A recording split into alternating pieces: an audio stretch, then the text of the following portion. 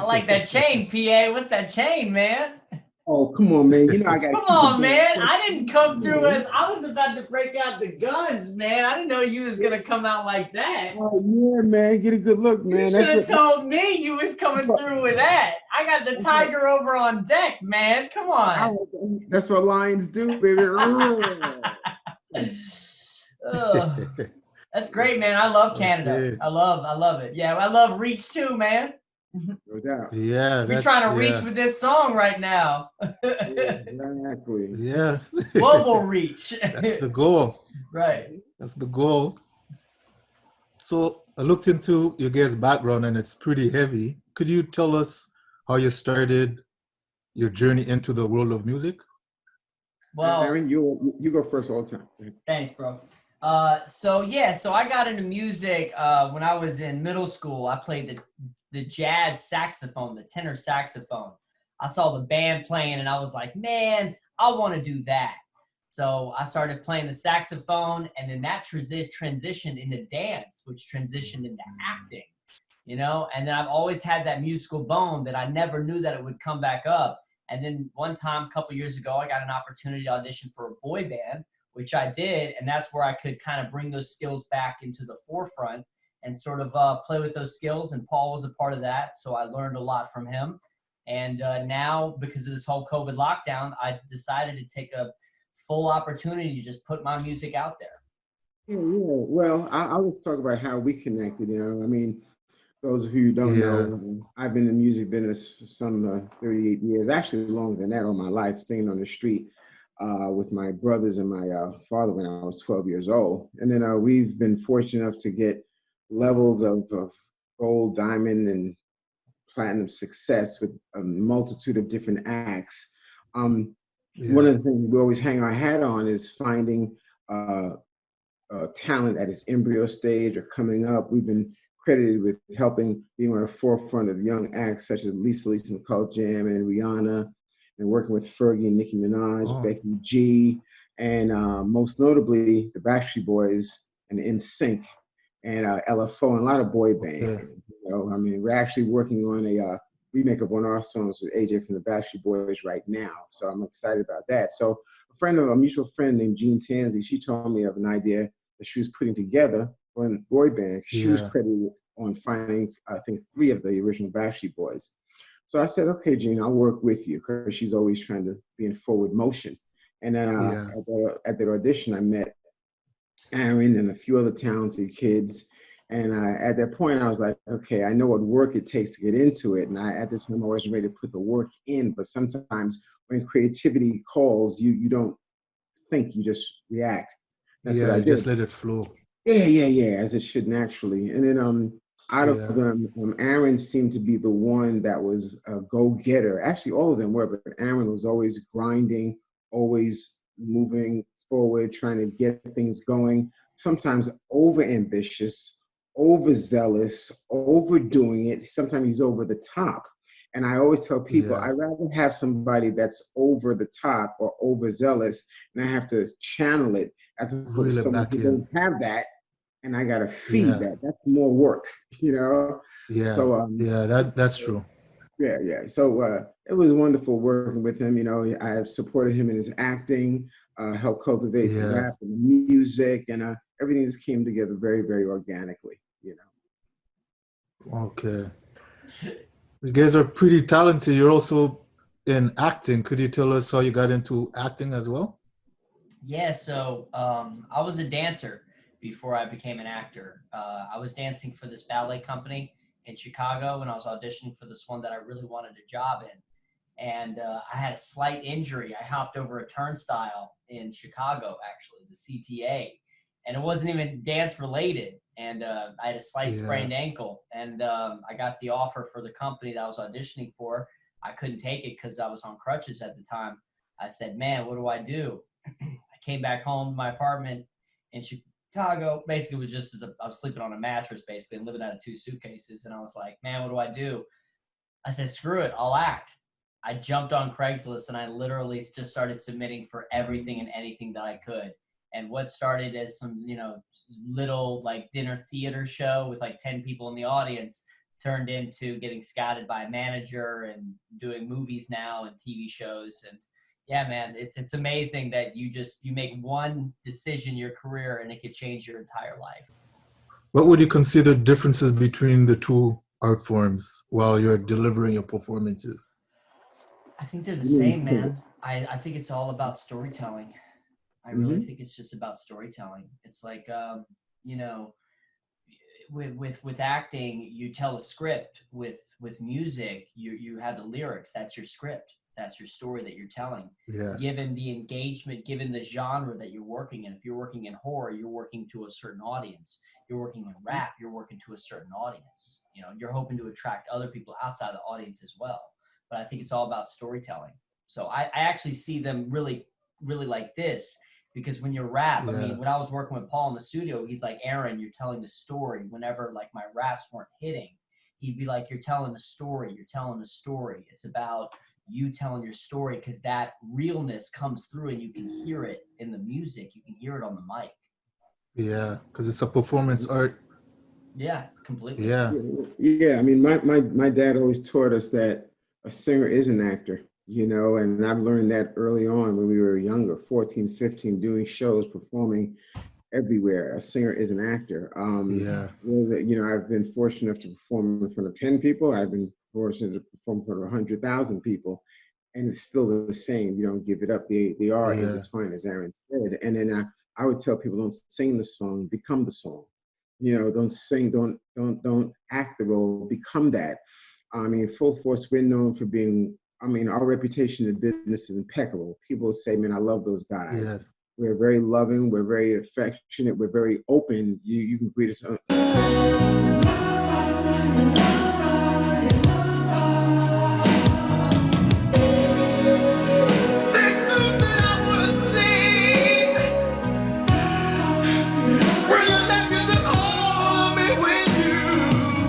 But when I was asked to kick somebody's ass in a house party, I turned on that other switch. You understand?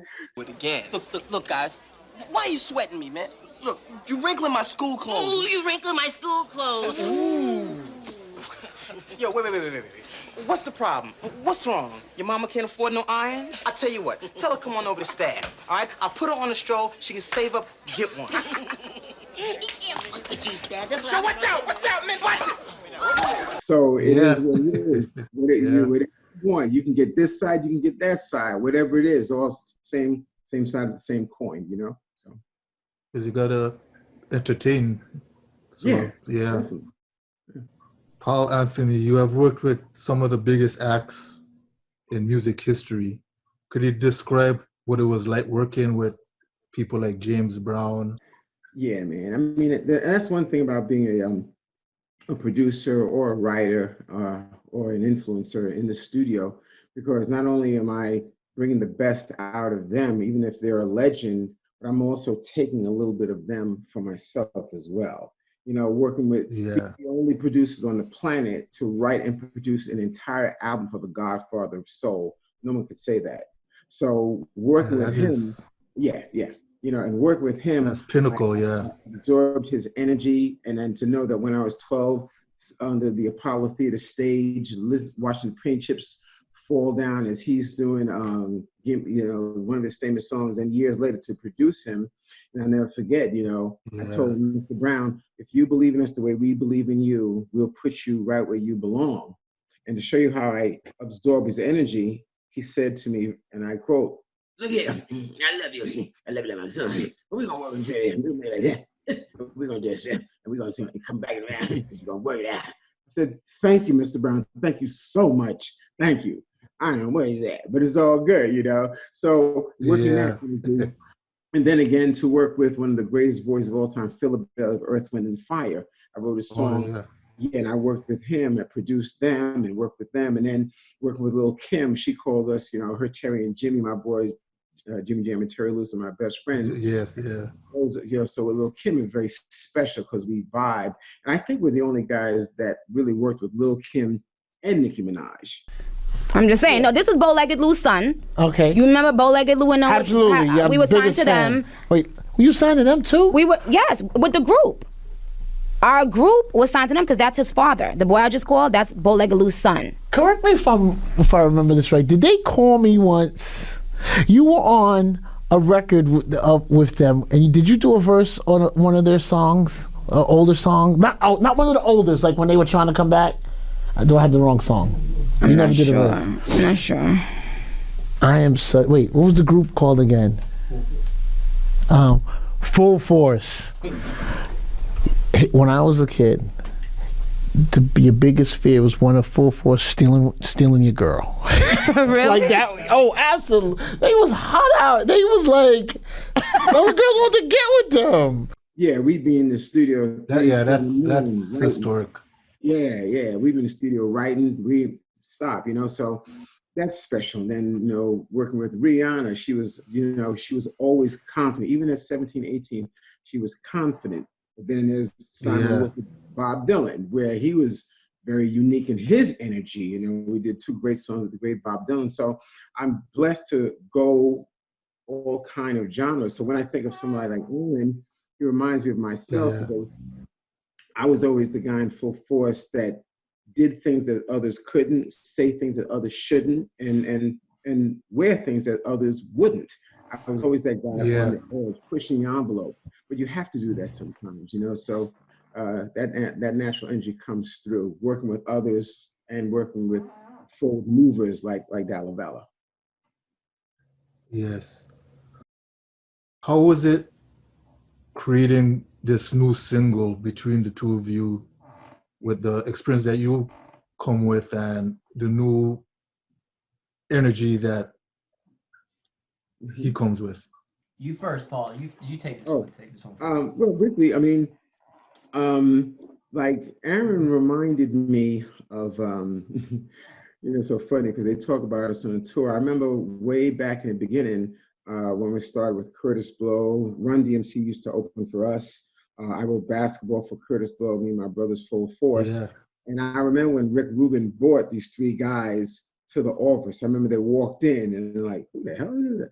And Rick was like, hey man, this is my new group, the Beastie Boys. I think they're gonna be large. I said, yeah, what y'all do? Let me hear something. And they rap, and they still had that white guy rap, but they had conviction, they had believability, Yes. One took it up here, Mike would take it here, Ad Rock would take it down here, but they covered everything. So Aaron had that same energy. So since on the project, we was doing songs that made you attack, I said, okay, now there's a time to attack and there's a time to correct. So on this track, I said, Aaron, let's just caress it, let's just caress it. Just be smooth with it. Because the name of the song was Bring It. So I like the way she moved the thing. Yeah, she got the song, Diamond Rings, old James, right? That music. I said, yeah, listen. And it was just laying in the cut. It just felt like, ooh. It was, I didn't see, there's something about sweet friction. When I'm talking about sweet friction, I'm talking about, try to envision porcupine making love to some butter. Listen to that. Listen. Yes. No, that's not what you said. We gonna ride the beat like Tonto. Oh yeah, that's ride something the beat else. like Tonto. Ride that beat like Tonto, baby. You're not even the Lone Ranger. The Lone Ranger, he's boring. The Lone Ranger's boring. You just stand there. Tonto just be, Swag. Tonto has swag back there, baby. Man, this when we was working with Paul in the boy band when we were still a thing. We had this joint, Bring It, and it was to another beat and everything. And I spit the best verse I ever spit while working with the band. I said, man, we got to do something with that. And after things happened and things went their way, I came back to Paul and I said, Paul, we got to do this song. I actually said to Paul, I was like, well, we got to do this. And he said, well, do you want to do a comedy song? Are you going to do like a real rap song? I said, nah, man, I want to do a real rap song. I want to have my rap that I spit from Bring It. I want, you do your thing, change the track, add stuff and stuff. And so he said, okay, I'm in. So then literally that's when we started building. I'm so happy we did that because I love the track is smooth. It's like how Nas rides the back beat. How late can you be before you're late? You know what I mean? Yeah. Yeah. And it's such like Paul said, it's such a difference. Some days you're attacking and aggressive and other days you're just like, all right, let me pull back. You know what I mean? So yeah. Yep. But yep, having that yep. versatility too as an artist, people are like, oh wow, they can do that too. There's a lot of artists out there, they just sound the same for everything. So Mm-hmm. Yeah, Aaron, you just brought up Nas. I noticed listening to your music, it has a certain hip hop style. Could you tell us who are your influences? I grew up listening to Kanye West, 808s and Heartbeat and My Beautiful Dark Twisted Fantasy were my favorite albums by him. Also, Jesus Walks, that single. Nas, I grew up listening to. I grew up listening to MF Doom. I grew up listening to Eminem. Eminem's a huge influence for me as well. And then I know listening to the classics too. Like I grew up listening to Dr. Dre and Snoop Dogg. And then a mix of that. And then I got into Beastie Boys later on in life. So trying to find a mix of things and depending on the vibe of the track, because the beat will inspire me to have a certain flow, as opposed to having an automatic flow for every beat. That keeps me kind of on my toes as an artist, being like coming up with different kind of things. But those were my main influences growing up. And I was also influenced by a lot of rock. I listened to rock growing up. I love classic rock from Journey to AC/DC to, Ozzy Osbourne. I love that. I listen to metal too myself, classical, opera. I'm a garbage head when it comes to music. So it gives yourself a range to pull from when you're creating your music. Yeah, because who knows? Maybe I might do a rap track that's got guitar in it. That's awesome. That's dope. Run DMC and Walk This Way. Run DMC and AC/DC. True. Come on.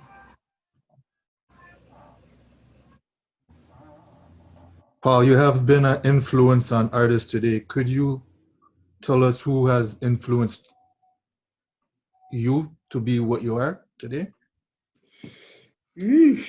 That's a good question, PA. Oh man, you know what? It varies. If you're talking about true school, or if you're talking about true school rappers, I have so many influences because I graciously and selfishly take a little bit from everybody. So if you're talking about hip hop, some of the people that influence me are friends. Influence don't have to be somebody from yesteryear. It could be somebody from tomorrow. Could be right now. It's like I remember sitting on a jet flying from LA to Boca. I think it was Boca Raton. I think so. And we was going. It was a big. Before there was Sony, there was Columbia, and I remember flying on their jet, the Concorde, and they were taking a few of their artists to where the retreat was. And I remember in the special VIP cabin, we was up there, and a young LL was in the back just writing.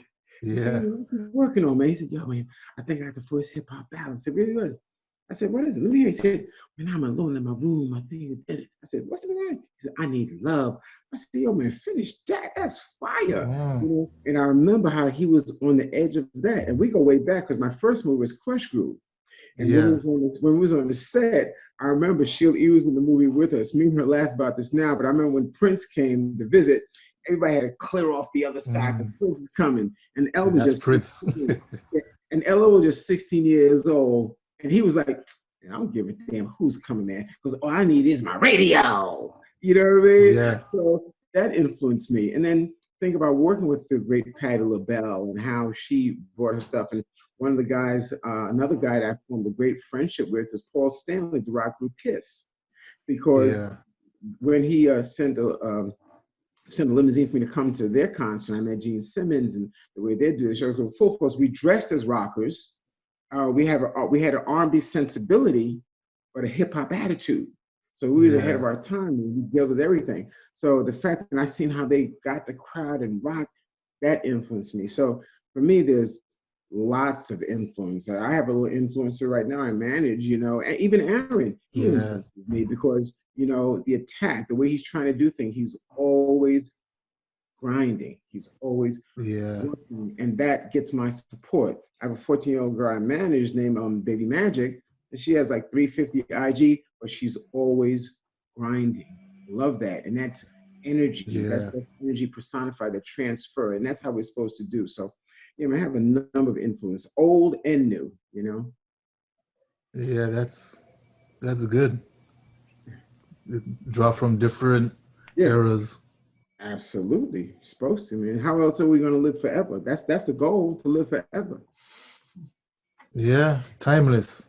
That's right. Now, would Be you rather live timeless. forever or Rick Ross wants to be rich forever? So Right. Rick Ross said, I don't want to live forever. I want to be rich forever. Right? Yeah, how about both? Shit. Yeah, right? Yeah, both, eh? Yeah. Upload my brain into some artificial intelligence, you know? No, oh, it's funny. That's what she said. But anyway, go ahead. Yeah. That's the joint. Bring it. That's the joint. Just like that. So, Aaron, are there any other artists out there that you would like to collaborate with, and why? Oh yeah. Aaron? You know, the classics, man. If I could, collaborate with Kanye West or Eminem, like forget about it. You know, but then Yeah. obviously the newer artists, like if I could collaborate with Migos, I think they're just so cool. You know, I just think they're so Yeah, cool. they have that new What? flow. Yeah, they have that new flow. They have that new flow, man. Yeah. It's just cool. It's just a cool. And I'd like to collaborate with rock groups like Papa Roach or someone like that. That would be cool too. So I'm open to it. I'm open to it. This music thing, me putting out my stuff is really fresh to me. So I'm keeping it open and discovering it and stuff. And it's really exciting. Okay. And you get your third song to collaborate with PA, man. So like that's dope. Like that doesn't happen all the time. Sometimes you go how many songs before you collaborate with legends? Reach, yeah. Yeah. That's true. Yeah.